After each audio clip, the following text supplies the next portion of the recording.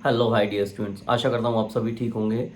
Video बनाना पड़ा वापस से बिकॉज मैं बहुत सारे कमेंट्स देख रहा हूँ, बहुत सारे रिएक्शंस देख रहा हूँ, बहुत सारी ऐसी चीज़ें देख रहा हूँ शायद जिनका मुझे लगता है कि जवाब देना आवश्यक है। और बहुत सारी ऐसी चीज़ें हैं जिनको बच्चों को पता होना चाहिए। वो किस रास्ते पे जा रहे हैं ये उनको इन्फॉर्मेशन नहीं है अभी करंट में। बच्चों का रिजल्ट आया है, फेलियर उनको मिला है, तो वो जस्ट इस समय बौखलाए हुए हैं। और बौखला कर इस समय उनको बस इस बात से दुख है, इस बात का फ़ायदा इस समय यूट्यूब पर बहुत अच्छे तरीके से उठाया जा रहा है। जैसे मैंने अभी रिजल्ट के बाद वीडियो बनाया तो मेरे पास कमेंट आता है। रिजल्ट के बाद नहीं, रिजल्ट से पहले ही वीडियो बनाया था, उस पर ही कमेंट आया मेरे पास। अब यूट्यूब पे बहुत कमा लिया, अब फाइनली अपनी दुकान बंद कर दो। जैसे इनके पिताजी मेरे लिए एक प्रॉपर मॉल खोल के रख के गए हैं, दैट्स वाई मैं इनके कहने पे यूट्यूब बंद कर दूं। और मोनेटाइजेशन भी इनके रिश्तेदार मुझे लगता है करवा के गए थे स्पेशली। सो मैंने बहुत ज़्यादा पैसा कमा लिया है। एंड सेकंड वन, मुझे शिकायत है उन लोगों से।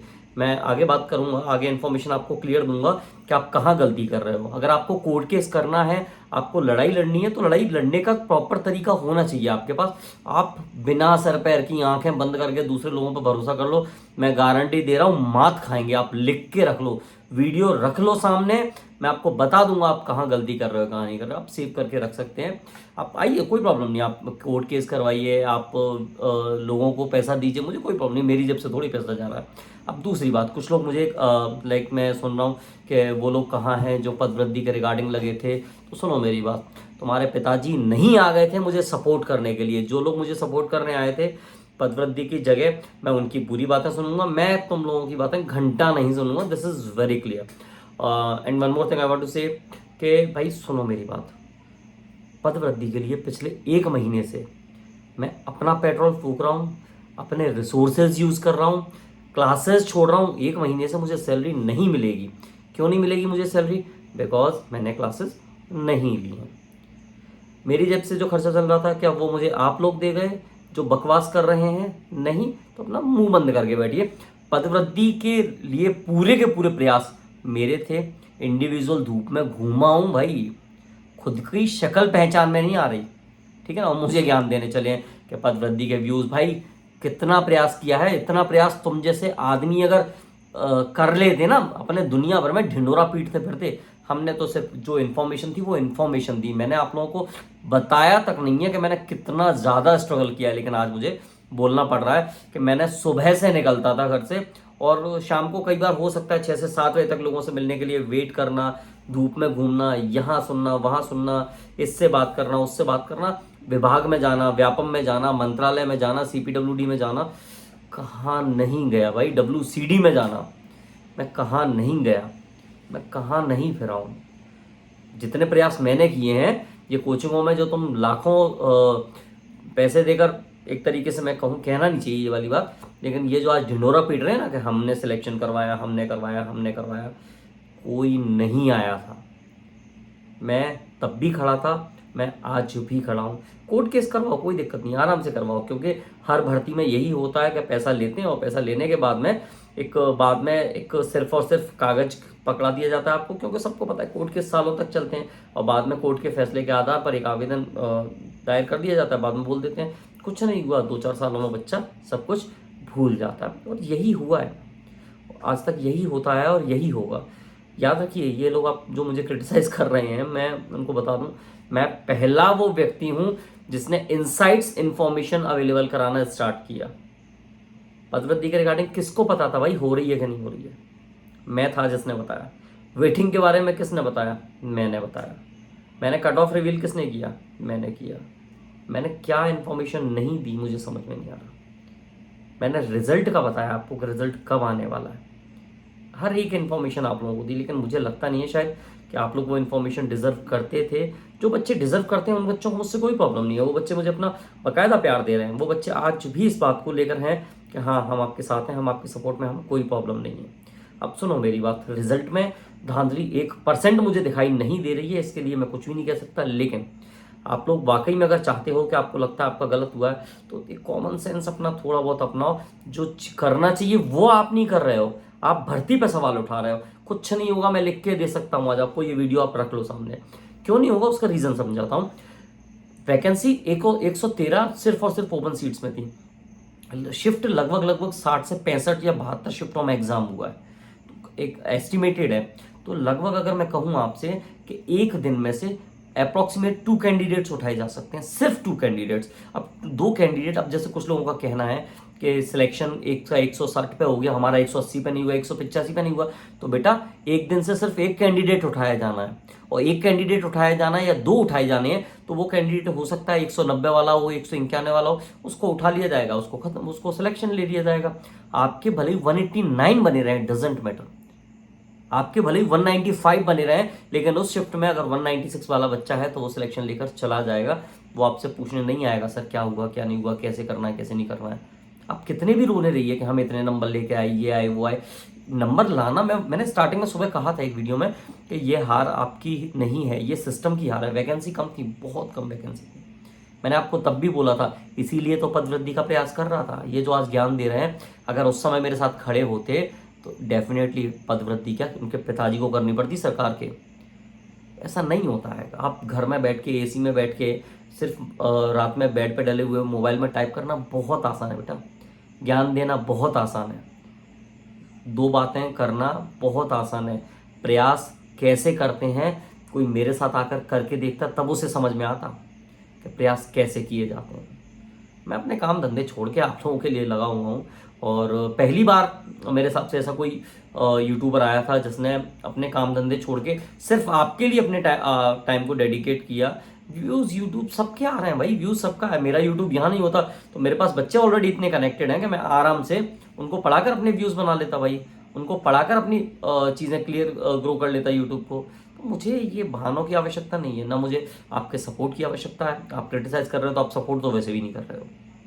कुछ लोगों को बड़ी प्रॉब्लम हुई है कि ये कल का आया हुआ इंसान यूट्यूब पे क्यों ग्रो हो रहा है, क्यों इस तरीके से ये हमारे लिए प्रॉब्लम बनता जा रहा है। तो सुनो मेरी बात, हमारे धंधे तो मैं बंद करवा के रहूँगा कुछ लोगों के, तो ये डेफिनेटली है। ये जो धंधा बना के रखा हुआ है ना बच्चों को परेशान करने का, तो बच्चों को तो पढ़ना है ना भाई। किसी ने पता है आपको, टीचर्स ने कोचिंग्स ने आपका साथ क्यों नहीं दिया? क्योंकि वापस से नोटिफिकेशन आएगा, वापस से कोर्स लॉन्च किए जाएंगे, वापस से फॉर्म भरे जाएंगे, वापस से पैसा आएगा। अगर इसी में पदवृद्धि हो जाएगी तो फिर कहाँ से पैसा आएगा भाई टीचर्स के पास? कहाँ से कोर्स लॉन्च करेंगे जबको सबको पता है कि अगर इसमें नहीं बढ़नी तो आगे जाके होना है। इवन वेटिंग वाला भी भाई मैंने कितना प्रयास किया है मैं जानता हूँ उस बात के लिए। अब दोष मढ़ना बहुत आसान होता है, लेकिन वास्तविकता में काम करना और वास्तविकता में फील्ड पे उतर कर काम करना ये कोई नहीं करना चाहता। मैंने कहा ना, भगत सिंह हर किसी को प्यारा है, लेकिन पड़ोसी के घर में।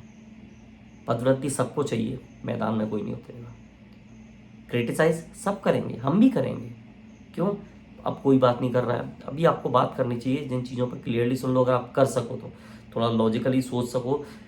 पीडब्ल्यूडी के जितने भी बच्चों का सिलेक्शन हुआ है, शुभकामनाएं, लेकिन शुभकामनाओं के साथ साथ इट्स अ क्लियर वार्निंग, फर्जी सर्टिफिकेट है, मत जाना ज्वाइनिंग करने, नापे जाओगे, गारंटी दे रहा हूँ, ठीक है ना। It's a clear warning. अगर आप सुन पा रहे हो, पीडब्ल्यूडी से अगर फर्जी सर्टिफिकेट बना है, क्यों इस बार सघन जांच होगी, मैं इसके लिए भी आवेदन देने वाला हूँ मध्य प्रदेश शासन को। दूसरी बात, जितने भी फर्जी ईडब्ल्यूएस वाले हैं, अगर वाकई में आपका ईडब्ल्यूएस ओरिजिनल है, जो गवर्नमेंट का क्राइटेरिया उसमें आप करते हैं, तो याद रखिएगा आपके ईडब्ल्यूएस की पूर्ण रूप से जांच की जाएगी। जितने भी लोग कास्ट सर्टिफिकेट का फर्जी सर्टिफिकेट बनाकर लगे हैं, वो भी समझ लो भाई नापे जाओगे। इन लोगों के खिलाफ आवाज उठाइए ना कि ये क्या वाकई में उस क्राइटेरिया में थे कि नहीं थे। नहीं, इस पर कोई बात नहीं करेंगे। हमारा 190 पे नहीं हुआ, हमारा 180 पे नहीं हुआ, भाई वैकेंसी नहीं थी ना, एक बच्चा उठाना था, उन्हें 2 बच्चे उठाने थे, उठा लिए उन्होंने, दैट्स इट। कोई इस पर बात नहीं कर रहा है कि आपने जो ऑब्जेक्शन लगाए थे वो ऑब्जेक्शंस के नंबर आपको मिले हैं कि नहीं मिले। कोई इस पर बात नहीं कर रहा है भाई। क्यों नहीं करना ना, बच्चों के भले की बात हो जाएगी। बच्चा इस समय इमोशनल है तो बच्चा इमोशनल होकर गुस्से में इस समय अपनी बातें कर रहा है, दैट्स इट। आपको करना है, अगर आंदोलन करना है तो आंदोलन इस बात का करो कि ये अगर 5 लाख बच्चों के एग्जाम थे तो ये 5 दिन में करवाए जा सकते थे, 5 शिफ्टों में करवाए जा सकते थे। एक शिफ्ट में मध्य प्रदेश में 50,000 बच्चा एग्जाम दे सकता है। अगर ये हो जाता तो क्या बिगड़ जाता भाई? एक शिफ्ट में कम से कम 20 बच्चों की वैकेंसीज आती और 20 वैकेंसीज में 20 बच्चे सिलेक्ट होते एक दिन में से। ये रोना धोना इतना नहीं होता, इतनी निराशा हाथ नहीं होती। लेकिन नहीं, हम लॉजिकली बात कर ही नहीं सकते ना, प्रॉब्लम ये है। क्योंकि लॉजिकली बात कर देंगे और बच्चे को गलती से लॉजिकली बात समझ में आ गई तो वो फिर हमारी बात क्यों सुनेगा। हम कोर्ट केसेस कैसे लगाएंगे, साथ ही साथ फिर हम बच्चों के इमोशन से कैसे खेलेंगे, ये चलेगा, अभी कंटिन्यू चलेगा। क्योंकि प्रॉब्लम ये है ना पदवृद्धि में साथ आए ये कोई भी, और ना ही वेटिंग के टाइम पे साथ आए। रिजल्ट के टाइम पे जरूर साथ में आ गए कि हमने रिजल्ट लिया है, हमने सिलेक्शन करवाया है। तो दैट्स इट, चलने दो जिसको जो करना है। बच्चों की अपनी खुद की समझ होनी चाहिए। यहाँ से रिजल्ट आ चुका है, मैं आज भी कहते रहा हूँ कुछ चेंजेस नहीं होने वाला है। जो 83 सीट्स रुकी हुई हैं एक्चुअली उनका सीधा सीधा सिनेरियो ये है कि वो 13% रिजर्वेशन पे कोर्ट केस के साथ हेल्ड पर हैं। एंड ये चीज़ लोगों को समझ में नहीं आ रही है, क्योंकि क्लियर कट अपने हिसाब से इन्फॉर्मेशन घोटाले में सीट बिकने के रिगार्डिंग कोई भी कमेंट नहीं कर पाऊंगा। क्यों, मेरे सामने कोई भी ऐसा मामला नहीं आया है। हाँ, हो सकता है, इस बात की संभावना पूर्ण रूप से मैं सहमत हूँ कि सीट बिक सकती हैं, इस बात की संभावनाएं पूरी हैं। सेंटरों पर से घोटालेबाजी हो सकती है, हम इस बात से इनकार नहीं कर सकते। तो जिन बातों पे हम लॉजिकली बात कर सकते हैं उन पे अगर बात करेंगे तो हमारी बात का वजन बढ़ेगा। हम इमोशनली होकर कुछ भी बकवास कर रहे हैं, दैट्स इट, वो बेटर नहीं है। समझना पड़ेगा आपको कि हम क्या सही और क्या गलत। कोर्ट में जा रहे हैं, एक प्रॉपर, मत जाइए ना कोर्ट में किसी के साथ, टीचर के साथ मत जाइए, मैं क्लियर कह रहा हूँ। आप खुद इंडिविजुअल जा सकते हैं, इतना पैसा नहीं लगता है, क्लियर बता रहा हूँ। अगर आप सोच रहे हो कि आप बहुत ज़्यादा पैसा लगेगा, हम सब एक साथ जाएंगे तो होगा, नहीं, कम पैसे में भी कोर्ट में जाया जा सकता है। तो प्लीज़ थोड़ा सा लॉजिकली होके अपने आप कोर्ट पे जाइए, आपको पूरी हेल्प मिलेगी कोर्ट की तरफ से, सब जगह से आपको पूरी हेल्प मिलेगी, सारा काम होगा आपका। अगर आपको डाउट है, प्रॉब्लम है, देन प्रॉपर एविडेंसेस के साथ आइए, एप्लीकेशन लगाइए ना, ओबीसी सर्टिफिकेट्स, ईडब्ल्यूएस सर्टिफिकेट्स, इनकी जांच करवाइए ना, लॉजिकली जाइए। ये फालतू की बकवास मत करिए। कम से कम मैं क्लियर बोल रहा हूँ, मुझे ये फालतू की बकवास करना नहीं आता कि हमारा 180 पे नहीं हुआ। जब वैकेंसी ही नहीं है तो आप 180 क्या 200 में से 200 ले आओ, तब भी नहीं होगा। अगर 200 में से 200 भी आते हैं, 5 बच्चों के आते हैं, तो उस सीट में से अगर 2 बच्चे उठाए जाने हैं तो टॉप 2 उठाए जाएंगे। टॉप 2 कौन से वाले, जिनकी एज ज्यादा है वो उठाए जाएंगे, और कोई बच्चा नहीं उठाया जाएगा। तो थोड़ा सा अगर हो सके तो कॉमन सेंस के साथ जाइए। डेफिनेटली क्या करना है क्या नहीं करना है, अपना स्वविवेक खुद पे जाके लॉयर से डिस्कस करिए। ये टीचर्स या ये जो यूनियन है, ये सिर्फ और सिर्फ पैसा खाने वाला काम करती हैं, इनके अलावा कुछ भी नहीं है। आराम से अपना खुद को शांत करिए, किसी की हेल्प की आवश्यकता नहीं है आपको।